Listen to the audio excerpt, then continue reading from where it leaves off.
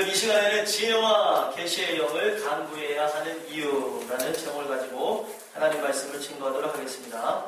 여러분들이 본문의 말씀 에베소서 1장 15절에서부터 23절까지 말씀을 읽으셨는데, 오늘 본문의 내용 중에 17절에 보면 영광의 아버지께서 지혜와 계시의 영을 너희에게 주사, 이렇게 얘기하고 있습니다. 지혜와 계시의 영을 주사, 너희가 이제 하나님을 알게 하시고 하면서 이제 바울이 에베소 교인들을 향한 기도의 제목들이 이제 하나하나 열거되어지는데, 그 중에서도 이제 가장 핵심적인 것이죠. 지혜와 계시의 영을 달라고, 지혜와 계시의 영을 달라고 하는 이유가 분명히 있다는 것입니다. 왜 지혜와 계시의 영을 달라고 에베소 교인들을 향해서 하나님의 귀한 영을 달라고 하는 이유가 무엇인가?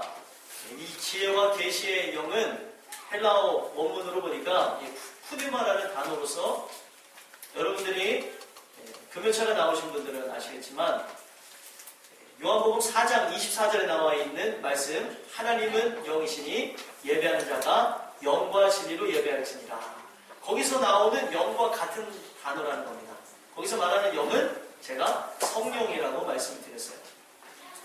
그러면 지혜와 계시의 영이라는 것은 다른 게 아니라 성령을 에베소 교인들에게 보내달라고 간구하는 기도의 내용이었다는 겁니다. 왜 이 사도 바울이 에베소 교인들을 향하여서 하나님 앞에 간구할 때에 어떻게 보면 그들의 사업장을 위해서, 그들의 가정을 위해서, 어떻게 보면 그들의 가지고 있는 직업이나 그들의 이루어질 일들에서 기도하지를 아니하고 성령을 달라고 기도했느냐? 그 성령이 역사하셔야지만 우리가 참된 신앙인이 되기 때문에 성령을 달라고 그렇게 간구를 했다는 것입니다. 그래서 여러분들이 오늘 이 말씀을 토대로 해서 보셔야 되는 건 다른 게 아닙니다. 내가 과연 성령 받은 사람인지, 내가 성령을 받았다면 나는 충만한 사람인지 충만하지 않은 사람인지를 살펴보시는 귀한 시간이 되셨으면 좋겠습니다. 이거를 제가 여러분한테 전달하는 이유는 다른 게 아닙니다. 이거는 누구 좋으라고 하는 것이 아니라 바로 여러분들 스스로, 바로 저를 위해서, 나 스스로를 좋게 하기 위해서 전달되는 말씀이니까 다른 사람을 비교하지 말고, 다른 사람이 듣고 안 듣고도 생각하지 마시고 바로 나 한 사람이 지금 내 안에 계신 성령과 함께 더불어서 예배하는 자가 되는지를 보시라는 거예요. 제가 금요철 때 강조했지만 이 예배가 의무감으로 드려지는 사람이 분명히 있습니다. 이 안에서 성령이 역사하지 않으면 이 예배는 죽은 예배가 되는 거죠. 의무감으로밖에 드리지 못하나 오늘 우리 안에 성령이 함께 계시면 지금 이 말씀 한 말씀 한 말씀 선포될 때마다 여러분들에게 은혜가 되는 시간이 되셨으면 좋겠고요. 그 내 안에 계신 성령과 함께 더불어서 오늘 말씀, 진리이신 이 모든 말씀들이 풀어지는 역사, 또 내 안에 있었던 하나님의 귀한 역사들이 더욱 깊어지는 귀한 시간이 될 수 있게 되기를 간절히 소망합니다. 그래서 좀 더 깊게 살펴보기 위해서 15절을 살펴보면, 이로 말미암아 주 예수 안에서 너희 믿음과 모든 성도를 향한 사랑을 나도 듣고, 16절까지 보면 내가 기도할 때에 기억하며 너희로 말미암아 감사하기를 그치지 아니하고. 지금 오늘 이 전체적인 내용을 뭘로 보셔야 되냐? 15절서부터 23절까지의 내용은 바울의 기도라고 불립니다. 이 바울의 기도가 어떤 내용인지를 보시면 여러분들이 하는 기도가 어떻게 나가는지도 살펴볼 수 있다는 겁니다. 참 중요한 건데, 정말 성령을 받았고 충만했던 사도 바울은 이 땅의 삶을 위해서 기도하는 것이 아니라 정말 필요로 한 자신의 주변에 있는 사람들의 영혼을 위해서 기도했다는 겁니다.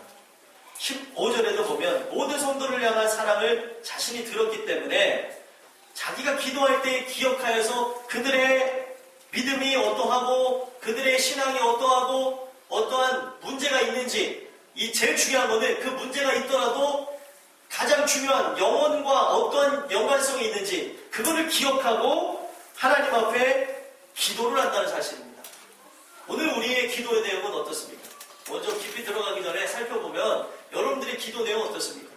영혼들을 위해서 기도하는 내용입니까? 아니면 영혼들이 아닌 영혼의 삶을 통하여서 천국의 삶이 아닌 이 땅에서의 잘 먹고 잘 사는 것에 위해서 기도를 하고 있습니다.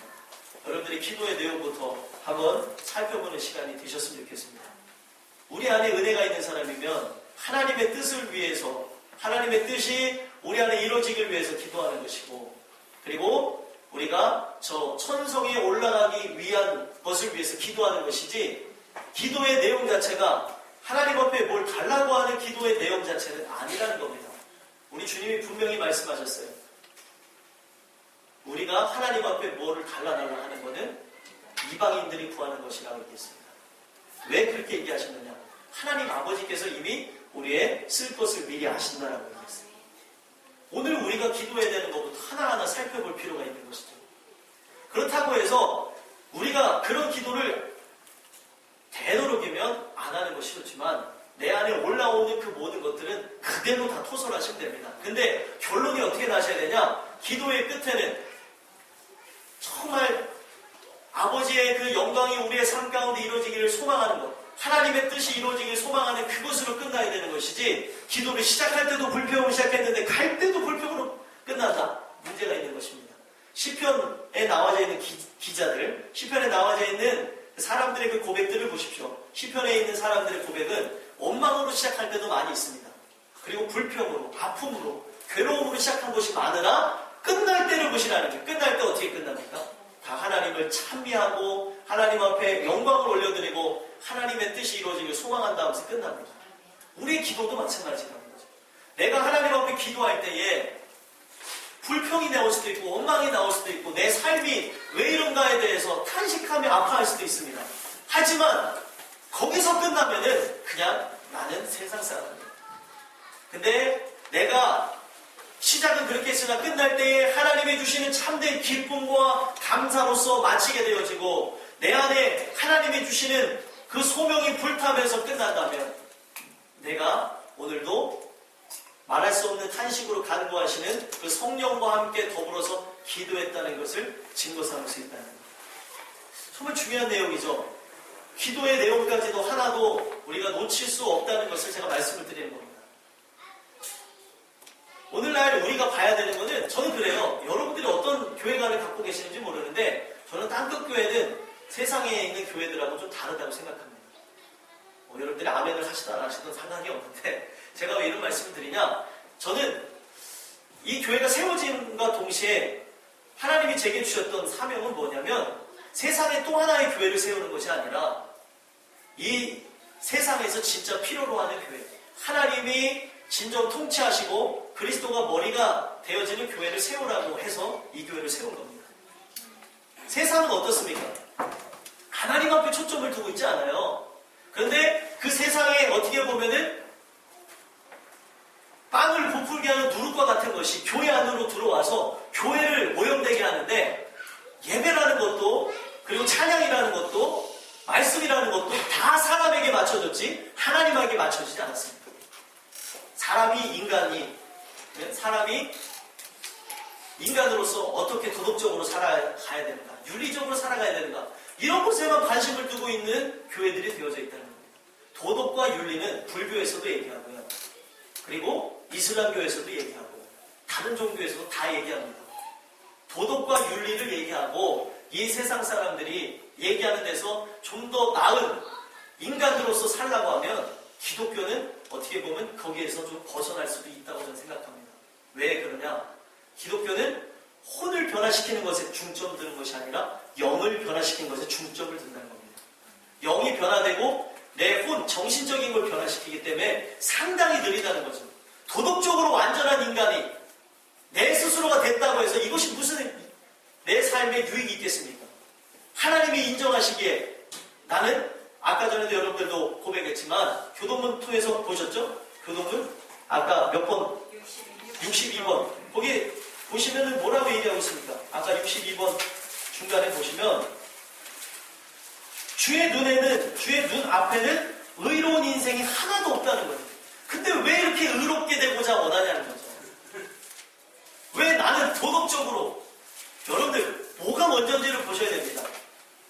우리 교회는 여러분들이 도덕적으로 완전한 인간을 만들기 위해서 세워진 교회가 아니에요.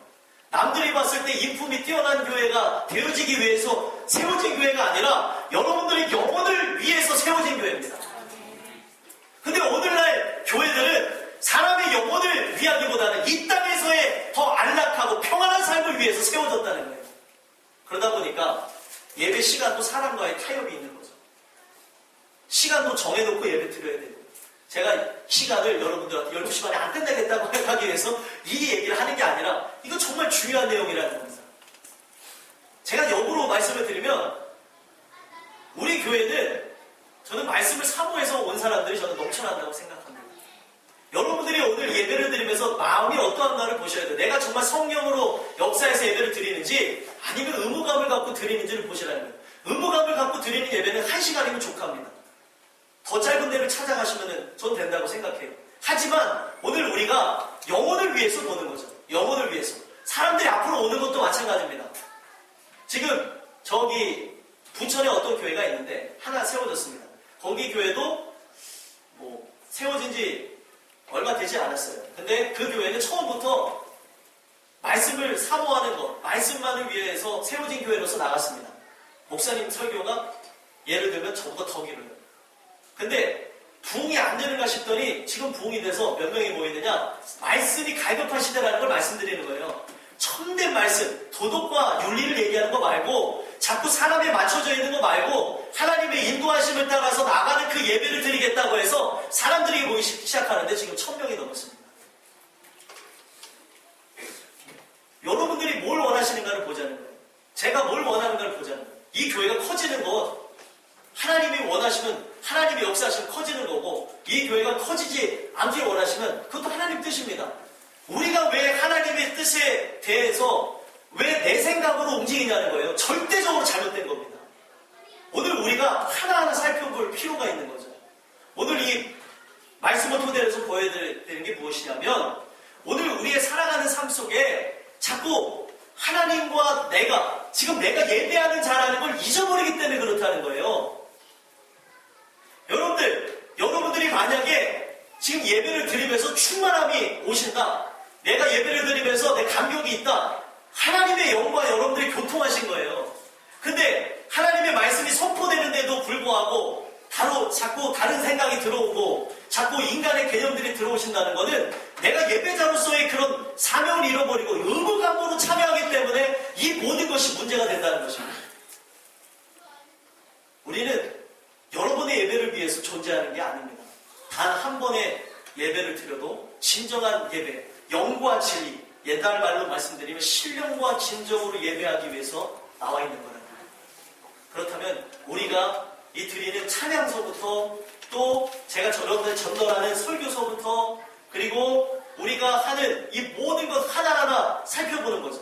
사람들 앞에 서는 것도 아닙니다. 아까 찬양도 하셨잖아요. 이 찬양은 사람들 앞에 서는 것도 아니고 하나님 앞에 서는 거예요.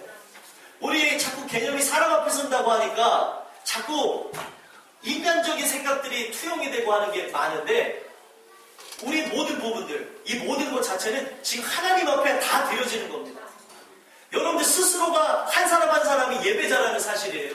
근데 오늘 우리가 하나님 앞에 예배하는 그런 심령 가운데서 내가 정말 은혜로 나간다고 하는 그런 사람들인데, 오늘 나의 예배는 어떠하냐는 거예요.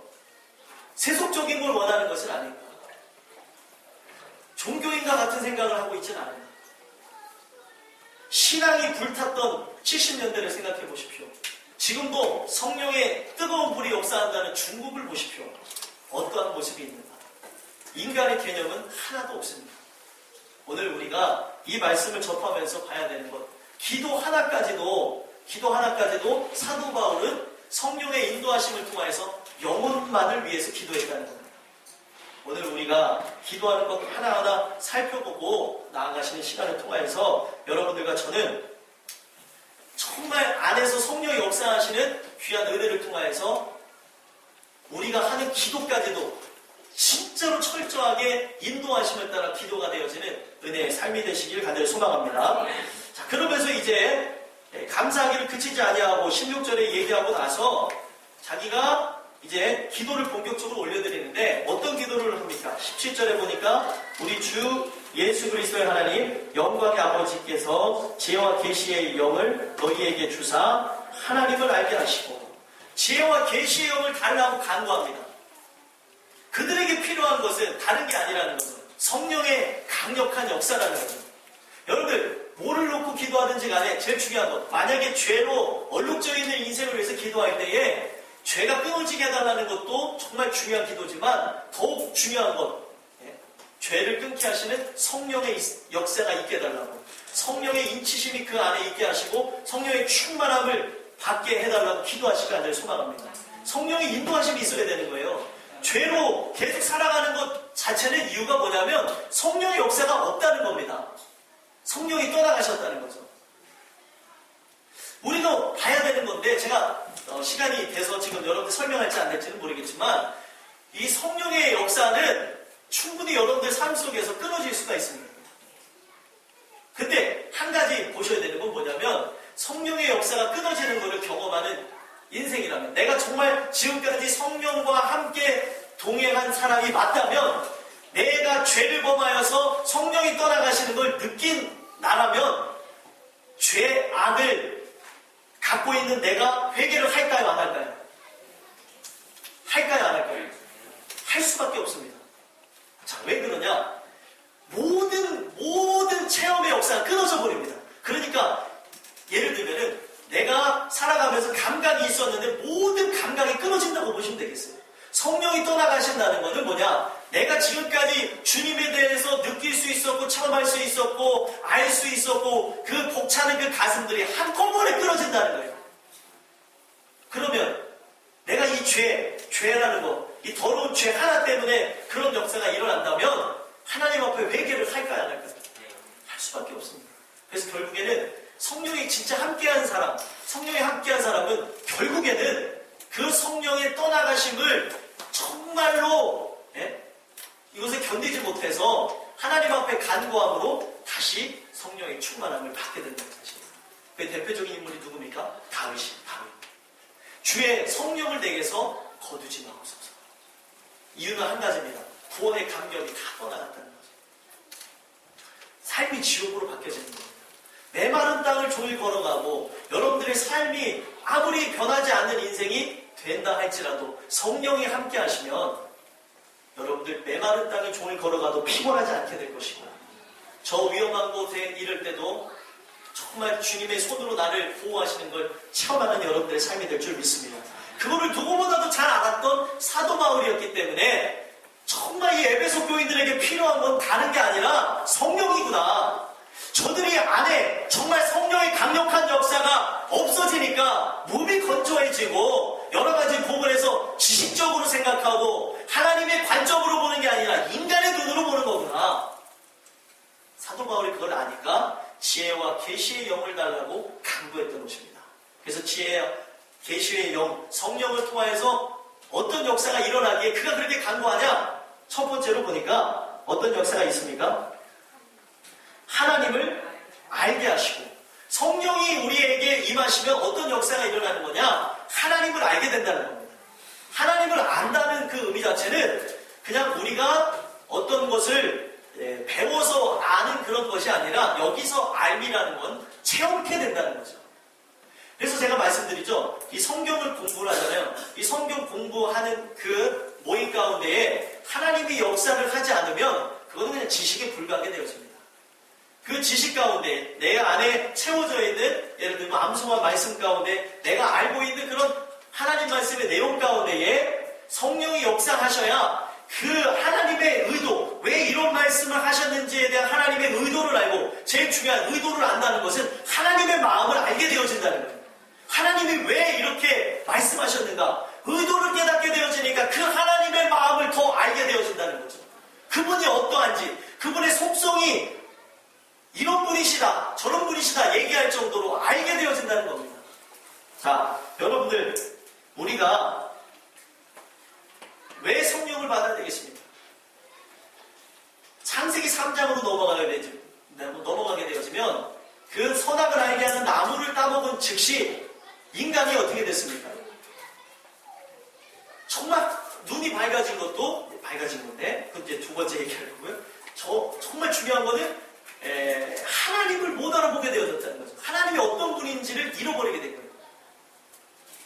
그래서 정말 이 하나님의 부르시는 내용들이 여러 내용이 나오는데 성경에 보면 인간을 부르시는 내용들 그 하나하나 살펴보면 첫 최초로 하나님이 인간을 부르신 게 아담아 아담아 내가 어디 있느냐 였습니다.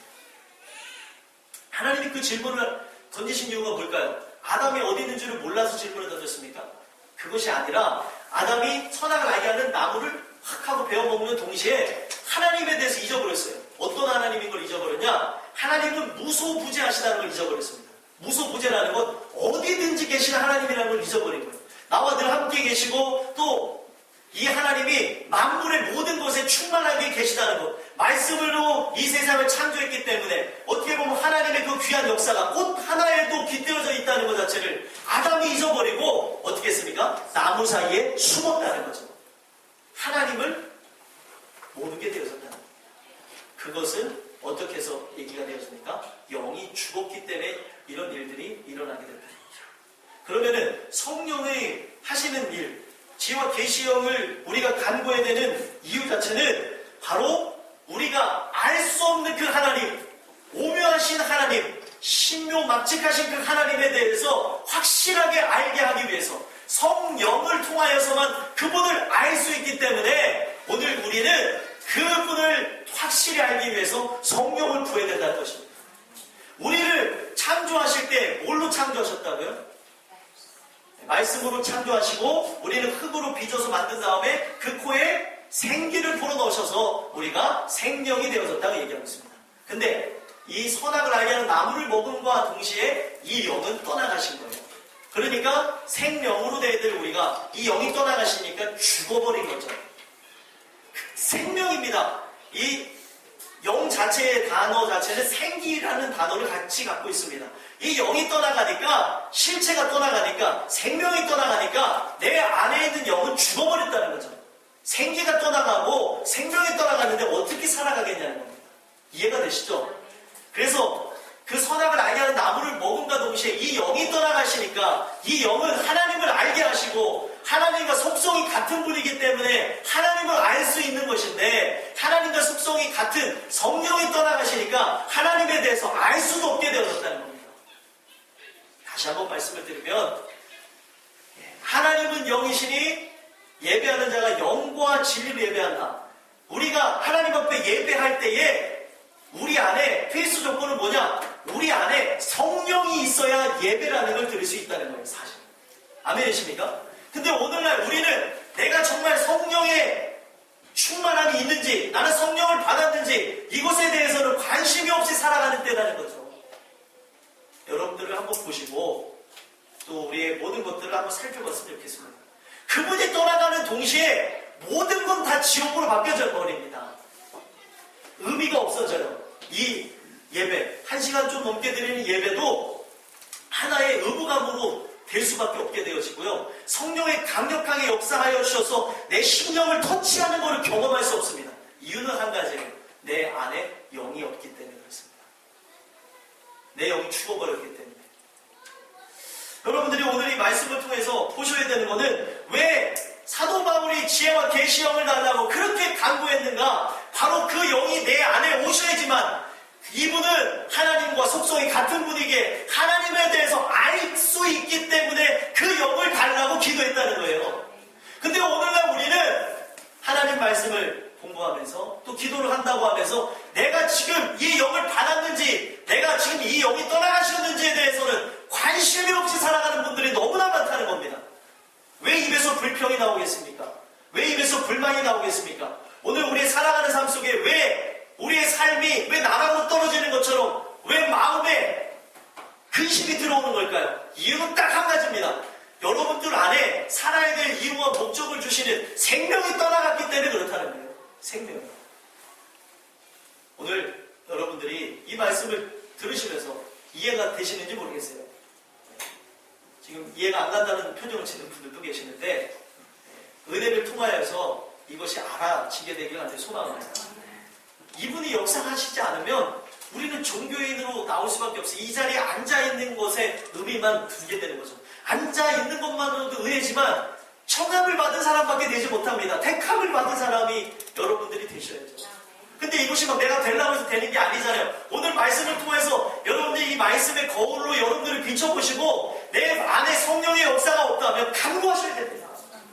그 하나님 앞에 간구할 때에 바로 여러분들 안에 하나님을 알게 되어지는, 하나님이 어떤 분인가에 대해서 깊이 알게 되어지는 귀한 역사가 있게 될 줄 믿습니다. 정말 중요한 거죠. 하나님을 알게 되어지는. 이분을 알지 못하면 여러분들 의미가 없는 거 아닙니까? 하나님을 모른다. 하나님을 모른다. 여러분들 보십시오. 성령이 떠나갔기 때문에 이 성령과 함께 동행해서 온 사람들이 아니었기 때문에 마태복음 7장에 보게 되어지면 나는 너를 모른다라는 얘기가 나오는 거예요. 왜요? 성령이 함께해서 오지 않은 인생이기 때문에 주님은 당연히 모르죠. 성령이 그 안에 계셔야지만 그분을 통하여서 인격적인 교제, 예수님도 고백하게 되어지고 또 하나님에 대해서도 알게 되어지는데 이 성령이 없이 그들의 주권도 다 살아서 왔는데 어떻게 그들이 구원을 받을 수 있겠냐는 거예요. 여러분들 한번 보셨으면 좋겠습니다. 살펴보시면 내가 어떠한지. 오늘 말씀을 통해서 우리가 이 지혜와 계시의 영을 달라고 성령의 귀한 역사가 우리 안에 더욱 충만하게 일어나게 해달라고 간구하는 여러분들과 제가 되게 하길 소망합니다. 두 번째는 또 뭐냐? 두 번째는 우리가 왜 지혜와 계시의 영을 받아야 되냐? 이 영을 받아야 마음의 눈이 밝아지기 때문에 그렇습니다. 마음의 눈이 밝아지기 때문에. 자, 선악을 알게 하는 나무를 먹음과 동시에 어떻게 됐습니까? 눈이 밝아졌다고 나와 있죠. 눈이 밝아졌다는 의미 자체는 무슨 걸 의미하는 거냐면 바로 육신의 눈이 밝아졌다는 것을 의미하는 겁니다. 영혼의 눈은 어두워져가고 영혼의 눈은 죽어지고 육신의 눈이 이제 밝아지고 자기의 주권이 생겨나게 됐다는 겁니다.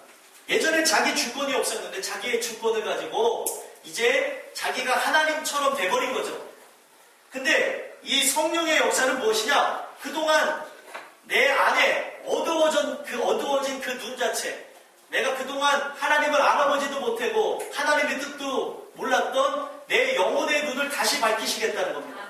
자, 보시죠. 다시 한번 보면 그들이 선악을 알게 한 나무를 그 열매를 먹음과 동시에 눈이 밝아졌다고 되어졌잖아요. 눈이 밝아졌다고 하는 그 말처럼 결국에 어떻게 되어졌습니까? 하나님을 모르게 되어졌어요. 이유는 한 가지입니다. 하나님을 알아볼 수가 없는 거죠. 자신의 눈이 밝아진 거예요. 영혼의 눈은 죽어지고 마음의 눈은 허망해지고 어두워지고 육신의 눈만 띄어지게 된 겁니다. 그러다 보니까 육신의 눈으로 보는 그 모든 것, 육신의 눈이 밝아지다 보니까 예전에는 하나님의 주권에 따라서 모든 걸 봤다면 이제 육신의 정욕이, 안목의 정욕이, 이생의 자랑이 이 안에서 발동되는 대로 이 세상을 보게 되어지니까 자기의 주권에 따라서, 자기의 판단에 따라서 자기의 의를 주장하면서 살아가게 되어졌다는 겁니다. 자기 의의 첫 번째 산물이 뭐냐? 자기네들이 이 나뭇잎으로 옷을 해입은 거죠. 딱 눈을 떠서 보니까 벌거벗은 거예요. 부끄럽다고 생각하니까 지금 자기를 가리우는 옷을 해입었다는 겁니다. 정말 중요한 건데 오늘 우리가 왜 성령을 받아야 되냐? 이 허망해진 여러분들의 눈 자체, 여러분들과 제 눈 자체를 다시 눈뜨게 할 수 있는 것은 성령밖에 없다는 겁니다. 그분의 우리 안에 역사하여 주셔야지만, 성령의 역사를 하셔야지만 여러분들이 하나님을 제대로 알아볼 수 있다는 거죠. 우리가 이 형체가 뚜렷하지 않으니까 이 눈이 안 좋아하신 분들이 라식과 라섹 수술을 합니다. 그렇죠? 이유는 한 가지예요. 형체를 잘 알아보지 못하기 때문에 잘 알아보기 위해서 이 수술을 합니다. 영적으로도 똑같습니다. 오늘 우리가 말씀을 통하여서 여러분들이 내가 지금 이 초점이 안 맞는 이 영점을 다시 잡는다고 생각하시면 되겠어요. 세상에 지금 흐려진 나의 눈. 성경에는요, 뭐라고 나와 있냐? 이 죄, 악이라는 것이 우리의 눈을 흐려놓는다고 얘기하고 있습니다. 그리고 이 마음 자체가 허망해진다고 얘기하고 있는데 이 성령은 어떻게 하는 것이냐? 내 육의 눈은 다시 어두워지게 하고 영의 눈은 다시 뜨게 한다는 겁니다. 그러니까 하나님을 보게 되는 것이죠. 어떻게 해서 봅니까? 우리 눈을 떠서 보는 거예요? 환상 중에 보는 겁니까? 물론 그거 그것도 의미하는 거지만 성경의 전체적인 의미로 봤을 때 이 하나님의 성령이 역사하여 주셔서 어떤 하나님을 보게 되어지냐? 성경 속에 진하게 역사하신 하나님을 보게 하신다. 아멘이십니까? 우리가 체험을 통하여서 어떤 환상이나 아니면 입신이나 여러 가지 것들을 통해서 보는 그 하나님은, 우리 예수님은 한정적입니다. 그리고 여러분들이 아시겠지만 그 각자 영적인 상태에 따라서 보는 것도 다 틀려요. 이거를 맞다 틀리다고 얘기할 수도 없습니다. 모호하죠. 기준을 내릴 수가 없어요. 오직 기준은 뭡니까? 하나님 말씀입니다. 그래서 우리가 경험을 하는 것도 중요하지만 경험과 함께 동시에 항상 살펴봐야 되는 것이 우리를 미혹할 수도 있기 때문에 의심하지 않았던 부분도 다시 한번 두드려보고 나가야 되는 부분이 반드시 있다는 것입니다. 이 마지막 시대는 이제 영적으로 역사하는 시대입니다. 왜 그러냐? 세상 사람들은 더 세상의 영에 붙들려 살아갈 것이고 영적인 사람은 영적인 것에 대해서 더욱 갈구하는 시대가 될 것입니다. 그랬을 때에 여러분들이 더욱 중요한 것은 이 성령을 통하여서 마음의 눈이 띄어지게 되면은 어떻게 되어지냐? 정말 하나님의 그 말씀이신, 하나님의 말씀이신 예수 그리스도만을 바라보게 되어진다. 그럼 그리스도에 대해서 지금 이 시대에 더욱 확실하게 알 수 있는 것은 오직 이 말씀밖에 없습니다. 이 말씀에 대해서 만약에 내가 정말 은혜가 충만한데 말씀은 한 절도 안 본다. 살펴봐야 됩니다. 가짜일 수도 있습니다. 정말이에요. 이런 말씀이 어려워서 그렇죠. 왜 어렵다고 생각하십니까? 우리 안에 성령이 역사하셔서 깨닫게 하시는데 어려우시면 내비게이션 세미나에 등록하세요. 우리 교회에서 합니다. 평일날에도 하고 또 이제 그림으로 보는 모세오경 세미나도 할 겁니다. 그런 사모함을 가지세요. 사모함이 안 생길래 안 생길 수 없습니다. 왜냐하면 우리가 성령의 역사를 통해서 예수를 바라보게 되어진다니까요. 그럼 예수를 온전하게 바라볼 수 있는 건 이 말씀밖에 없어요. 만약에 거리가 멀어서 못 오시는 분들은 이사 오시기 바랍니다. 이사 오면 되죠. 그렇게 가고 싶은데 못하고 막 병나시고 이걸 어떻게 되나 방법 하나는 이사 오시면 돼요. 이사 오시면 돼요. 아멘 하셔야 될 분들이 아멘 안 하시고 네, 농담 반 진담 반 섞어서 말씀드렸습니다. 정말 중요한 거죠. 오늘 우리가 이 말씀을 토대로 해서 봐야 되는 거. 마음의 눈을 밝혀 주심으로 이 하나님의 역사는 더욱 말씀 그대로입니다. 이 눈을 밝혀주게 되어지면 어떤 일들이 일어나냐? 뭐가 무엇인지에 대해서 알게 하시는데 첫 번째는 그의 부르심의 소망이 무엇이며 성도 안에서 기업의 영광의 풍성함이 무엇이며 세 번째로는 그의 힘의 위력으로 역사하심을 따라 믿는 우리에게 베푸신 능력의 지극히 크심이 어떠한 것이니 무엇인지를 알게 하신다는 거예요. 아멘이십니까? 성령이 역사하시면 정말 거기서 끝나는 것이 아니라 성령의 역사는 막 불 나가는 게 아니고요. 이 불하고 막 입신 들어가고 이거는 하나의 어떻게 보면 현상에 불과한 것이지 이것도 다 살펴봐야 됩니다. 마귀가 역사하는 것이 하나님 역사하는 것이 이걸로 얘기하는 것이 아니라는 겁니다. 성령이 정말 우리 안에 역사하시면 정말 말씀 그대로입니다. 부르심의 소망이 무엇이고 영광의 풍성함이 무엇이고 그리고 우리에게 베푸신 능력이 지극히 크심이 어떠한 것인지를 다 알게 하여 주신다는 거죠. 그러니까 즉 이 성령의 역사하시면 성령의 충만함이라는 건 바꿔서 얘기하면 오늘날로 얘기하면 말씀의 충만함도 함께 일어난다는 거죠. 감히 그렇게 얘기할 수도 있다는 겁니다. 성령이 충만한 사람이 말씀에 충만하지 않다? 가짜입니다. 왜 그러냐? 여기서 우린 찾을 수 있다는 거죠. 마음의 눈을 밝혀주셔서 일어나는 현상 먼저 첫 번째로 보면 그의 부르심의 소망이 무엇이며 부르심의 소망이 무엇인지를 안다는 거예요. 하나님이 나를 왜 불러주셨는지 이 불러주셔서 내가 바라봐서 소망을 가져야 될 대상이 누군지를 알게 하십니다. 누구죠? 신랑 되신 예수님이라는 걸 알게 합니다. 신랑 되신 그 예수님에 대해서 더욱 깊이 알아가고 더 체험할 수 있는 건 이 말씀밖에 없습니다. 이 말씀에 대해서 깊이 알아가시는 거고 이 말씀에 대해서 깊이 알게 되어지고 깨달아지게 되어지면 진짜 신랑이 오늘 올 것 같다니까요. 왜 그러십니까? 신랑이 없으신가? 신랑이 오늘 올 것 같다니까요. 우리 예수님, 우리 육신의 신랑 말고 우리 영적인 우리 신랑 되신 예수님이 오늘 올 것 같은 겁니다. 그럼 오늘 올 것 같다는 것이 저 마음에 확실하게 되면 부르심의 소망이 뭔지를 알아요. 나를 불러주신 것은 바로 우리 다시 만날 주님에 대한 인격적인 관계를 갖게 하시고 천국으로 나를 들이시기 위함이 있구나. 이거를 알게 된 사람은 오늘 하루도 살아갈 때 이 땅에 소망을 둘 수가 없다는 겁니다. 어디에 소망을 두시냐? 내 소망이 저 하늘에 있지 않냐고 이 땅에 있으면 성령의 역사가 없는 겁니다. 다 보시죠. 우리 누구든지 다 타락할 수 있어요.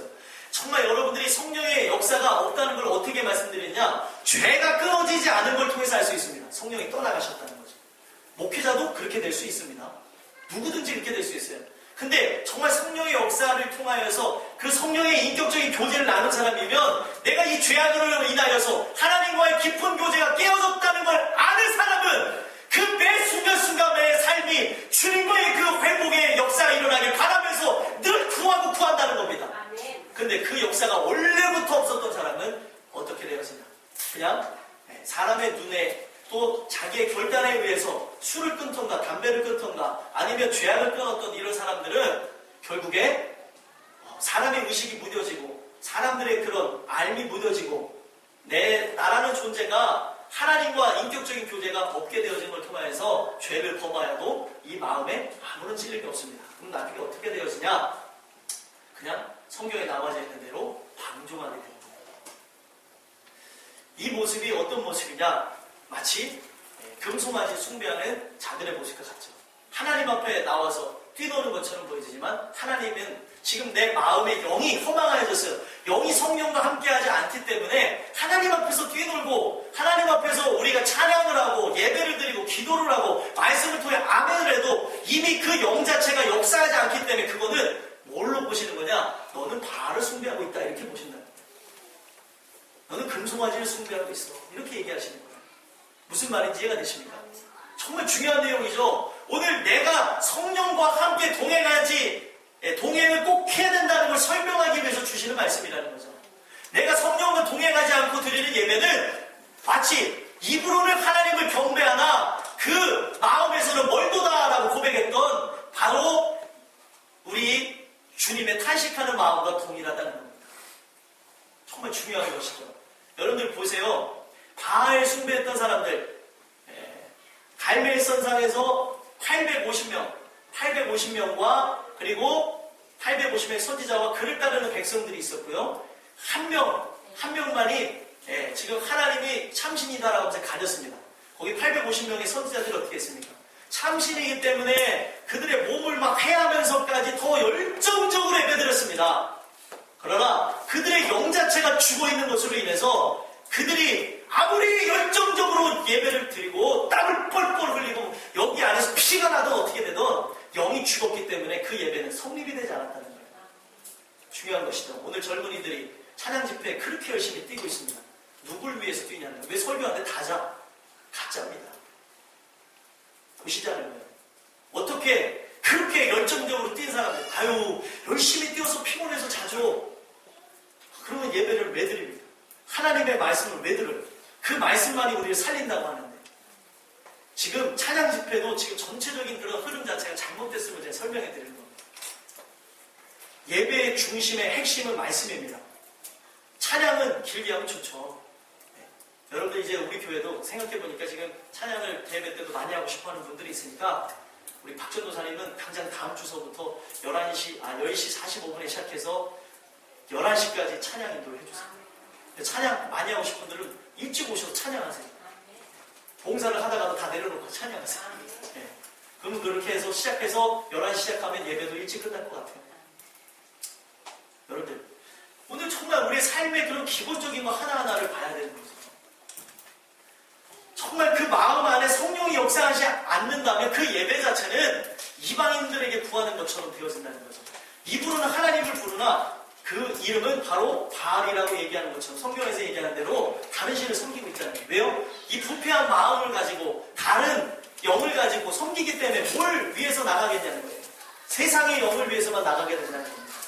여러분들이 오늘 이 말씀을 통해서 하나하나 살펴보면서 나갔으면 좋겠습니다. 그 영은 반드시 부르심의 소망이 무엇입니다. 나를 불러주신 것은 천국의 소망을 위해 살아가게 하심이라는 걸 기억하게 하신다는 겁니다. 또 한 가지 보면 또 뭐라고 나와 있습니까? 성도 안에서 18절에 그 기업의 영광의 풍성함이 무엇이며, 성도 안에서 그 기업의 영광의 풍성함이 무엇이며, 나를 불러주신 것은 이 땅에서 영원토록 살게 하기 위함이 아니라 천국에서 하나님의 자녀로서 저 땅을 영원토록 치리하기 위해서 불러주셨다는 거죠. 그 풍성함이 얼마나 큰지를 아신다는, 알게 된다는 거예요. 성령을 우리가 받지 않으면 우리는 그냥 거기서 끝나는 거예요. 죄인으로서만 그냥 끝납니다. 근데 성령을 받게 되면 우리는 은혜 받은 죄인으로서 내가 주님과 함께 동행하는 이 삶의 끝에는 저 하늘에서 모든 자녀에게 분깃으로 주시는, 모든 자녀에게 재산으로 나눠주시는 저 천국을 분배받을 수 있다는 거예요. 그러면 성령이 강력하게 역사하는 사람은 저 천국의 소망을 더 둘 수밖에 없지, 하나님이 나에게 주신 그 영광의 분깃, 이 땅에서 아무리 재물이 많으면 뭐합니까? 다 썩어질 것인데, 이 땅에서 아무리 명예가 뛰어나면 뭐합니까? 권력이 있으면 뭐합니까? 다 없어질 것인데, 왜 근데 오늘날 성령 받았다는 사람들이 왜 썩어질 것에 더 미련을 두냐는 거예요. 저기 유명한 목회자들서부터 또 교회 중직이라고 하는 장로님들, 권사님들, 집사님들 다 왜 그러시냐는 거예요. 이유는 한 가지입니다. 만약에 그렇게 되었다면 이유는 딱 한 가지, 성령이 떠나가신 거죠. 교회에서 돈 한다, 딱 아셔야 됩니다. 그게 다른 목적이 아니라 어떤 사리사욕을 채우는 돈이라면 딱 보시면 압니다. 이거는 죄악의 역사입니다. 이 안에 욕망에 의해서 나옵니다. 여러분들이 오늘 이 말씀을 토대로 보는 것은 무엇입니까? 지금 막 대한민국 교회에서 가장 큰 목사님도 교회 어떻게 보면 그 모든 걸 횡령해서 난리가 나고 그런 실태의 모습이 있지 않습니까? 뭐냐면요, 마음에 탐심이 있어서 그렇다. 천국에 소망이 없으니까 이 땅에서 더욱더 얼마나 살지 모르지만 영원토록 살라고, 더 어떻게 보면 더 잘 살라고 그렇게 재산을 가지고 장난을 치는 거죠. 하나님의 재산을. 여러분들이 오늘 이 말씀을 토대로 해서 보셨으면 좋겠습니다. 내 마음은 어떠한지, 나는 정말 그 기업의 영광의 풍성함이 무엇인지에 대해서 관심을 갖고 내 살 집은 어떠한가, 하나님이 내게 주신 상금은 어떠한가, 구원받은 자는 그런 걸 생각하며 살아갑니다. 그래서 내가 하는 것 하나 자체도 하나하나 나를 드러내는 것이 아니라 그리스도를 드러내고, 그리스도를 드러낸 것에 대한 그 값진 보상은 저 천성에서 받는다는 걸 잘 알기 때문에 어떤 구제를 해도 자기를 잘 드러내려고 하지 않는 거예요. 요즘에 보면 SNS에 구제하는 사람들이 많은데 구제하는 사람들이 자꾸 자기를 알려요. 다 이 땅에 상을 다 받는 거예요. 오늘 이 말씀을 토대로 해서 보시길 바라고요. 또 이어서 보니까 19절에 보니까 그의 힘의 위력으로 역사하심을 따라 믿는 우리에게 베푸신 능력의 지극히 크심이 어떠한 것을 너희로 알게 하시기를 구하노라. 그의 힘의 위력, 이 성령의 강한 역사를 통해서 힘의 위력으로 역사하심을 따라서 믿는 우리에게는, 그러니까 그 하나님이 귀하게 역사하시는 것, 능력으로 역사하시는 것을 믿는 우리에게는 그 베푸신 능력이 너무나 크셔서 내 삶의 구석구석 일거수일투석에 미쳐지는 걸 알게 하신다는 거예요. 그러니까 이게 뭐냐면 성령 하나님이 오늘 우리의 살아가는 삶 속에 불가항력적인 놀라운 은혜로서 내 삶을 끌어간다는 걸 아신다는 거죠. 상황을 주시고 환경을 주시고 형편을 주시고 또 내 처지를 통하여서 오직 하나님만 바라보게 하시고 하나님을 위해서 나가게끔 만들어주시는 걸 보게 된다는 겁니다. 아멘이십니까? 자, 저는 이것을 아주 요즘에 직접적으로 봐요. 어떻게 해서 보냐, 우리 안영문 집사님 보면 은혜가 탁, 우리 집사님이 또 교회에 이제 더 막 헌신하려는 모습을 보면서 충만해지는 이유가 뭐냐, 하나님께서 그 상황을 만드시는데 다음 주면 그렇게 보고 싶어하는 딸내미가 옵니다. 이 딸내미가 전에는 감시자 역할을 했어요. 이렇게 딱 가서 엄마가 신앙생활 잘 하는지 안 하는지, 그리고 얘가 가기 전에 충만하게 해서 갔다니까요. 저기 말씀 양육하면서 하나님을 만나갖고 충만해서 더 이렇게 함께 신앙생활 했으면 좋겠는데 그때 마침 필리핀으로 날아갔어요. 날아가가지고 있는데 이제 딸이 올라가니까 우리 집사님이 더 긴장을 더 하십니다. 딸을 또 보내시는 것도 누구예요? 또 하나님이세요. 딸이 오는 이유가 있습니다. 다 거기에 딸만 오는 게 아니라 이 집사님의 성품과 함께 더불어서 이루어지는 것들이 다 있는 걸 하나님이 아시기에 하나님은 거부할 수 없게끔 만드시는 거예요. 아멘이십니까? 예. 집사님이 아멘 하시니까 맞는 거겠지. 그죠? 예. 다른 분들은 그냥 그런가 보자 왔는데 집사님이 하늘 하시다니. 결국에 뭐예요? 거부할 수 없게 만드는 겁니다. 이게 바로 하나님의 역사라는 거죠. 내 삶의 구석구석 모든 걸 역사하시는 하나님인 걸 알게 하신다는 거예요.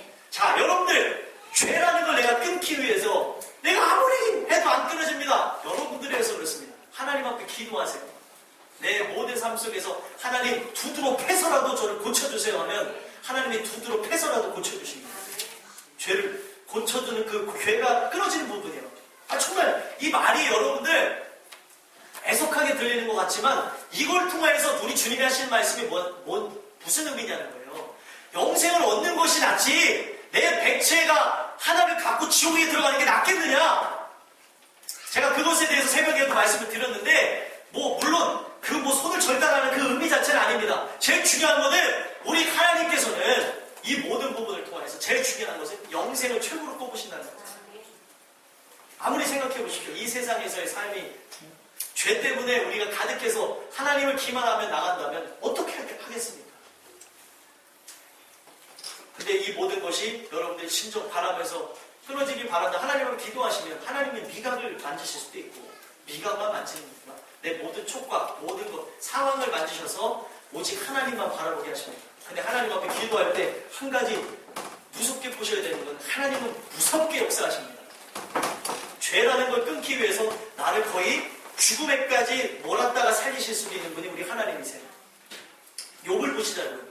욥이라는 사람의 모든 주권 자체가 하나님 앞에 있다는 걸 알게 하시기 위해서 욥의 모든 어떻게 보면 자녀도 죽었고요. 또 그의 아내도 떠나가고요. 자기도 병들어서 죽을 지경까지 가게 하셨습니다. 그러나 죽지는 않게 하시고 이제 그 거의 죽음 앞에 있는 그 나약해져 있는 욥을 통하여서 하나님이 어떠하신 분인가를 확실하게 알게 하셨다는 거예요. 오늘 여러분들에게도 이런 놀라운 은혜가 있게 되기를 간절히 소망합니다. 오늘 주시는 이 말씀을 여러분들 마음 가운데 잘 새기셔서 살아가는 삶 속에 정말 중요한 거죠. 이 내용을 통해서 우리가 뭘 봐야 되는가. 정말 이 성령이 역사하시면 내 삶에 하나님의 역사가 베푸신 능력의 지극히 크심이 어떠한 것인 거를 내 삶의 현장에서 알게 하신다는 거예요. 그럼 그걸 경험하는 사람은 감사할까요? 안 할까요? 감사합니다. 네. 야곱이 분명히 복을 달라고 기도했죠? 하나님 복을 줬습니까? 안 줬습니까? 줬어요? 안 줬어요? 줬어요. 아유, 헷갈리시나 봐. 줬어요. 32장에 내게 복을 달라고 기도했습니다. 그랬더니 복을 주셨어요. 그래서 이름도 이스라엘로 바뀌어졌죠. 근데 그가 생각했던 복은 그 복이 아니었을 그런지는 모르겠지만 복을 받고 난 후에 그의 삶을 제가 계속 말씀드리죠. 몇 주간 강조해서 얘기하는데 어떻게 되었습니까? 고난의 연속이었어요. 고난의 연속. 딸이 강간을 당하고 자식들이 살인자가 되어지고 그리고 어떤 일들이 일어났습니까? 자기 사랑하는 요셉이 종으로 팔려가는 일들이 있었어요. 근데 종으로 팔려갔다고만 알아도 마음이 편안할 텐데 어떻게 알고 있었어요? 짐승한테 잡아먹혔다고 알고 평생을 살았습니다. 그 마음이 어땠을까요? 무너질 때는 무너졌겠죠. 근데 결국에 그걸 통하여서 이 야곱이 진짜 복을 받았다고 할 수 있는 이유 자체가 그 괴로움과 아픔과 고난과 역경을 통해서 오직 예수님만 바라보게 됩니다. 그게 복입니다, 여러분. 제가 안쓰러울 때도 있지만 우리 오인희 권사님 보면서도 은혜가 많이 되는 게 우리 권사님이 얼마나 더 주님을 더 사모하게 될까, 주님을 더 고백하게 될까. 매 순간마다 또 치료를 받으실 때마다 기도합니다. 하나님, 그냥 내가 그래서 치료받는 것이 아니라 지금 저기서 비춰지는 이 빛이 내 모든 걸 고치시고 나를 깨끗하게 하옵소서. 기도합니다. 그러니까 고백이 달라지는 거죠. 그랬더니 옆에 있는 사람이 어디 교회 다니신 분이래요. 그랬더니 아주 신기하게 보셨대요, 우리 권사님. 제가 말씀드리고자 하는 것은 진짜 복이 뭐냐는 거예요. 여러분들 오래 사는 것도 복도 아닙니다. 물론 부모에게 잘하면 장수하는 이 땅에서 오래 사는 복은 받지만 진짜 복은 천국을 소유하는 것이죠. 진짜 복은 내 안에 그리스도를 모시고 살아가는 삶이죠. 그걸 더욱더 깊이 만들어주는 삶이라면 고난도 불사하는 그런 은혜가 여러분들 앞에 있었으면 좋겠습니다. 오늘 이 말씀 잘 묵상하셨으면 좋겠고요. 나머지 20절에서부터 23절은 이따가 오후 예배 때 나누도록 하겠습니다. 기도하겠습니다. 하나님 감사합니다. 오늘 주시는 이 말씀을 통해서 지혜와 계시의 영을 강구해